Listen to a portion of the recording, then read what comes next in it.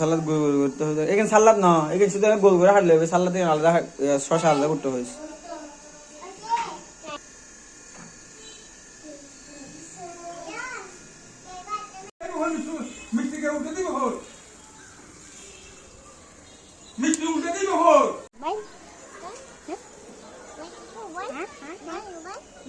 হ্যাঁ দেখা দেখা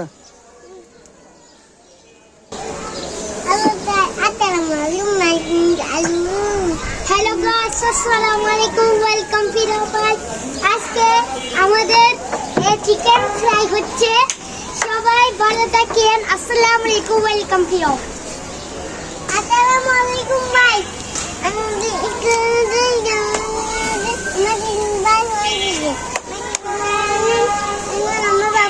আমাদের আর কিছু আছে, তারপরে এইটা হলো আমাদের শেষ।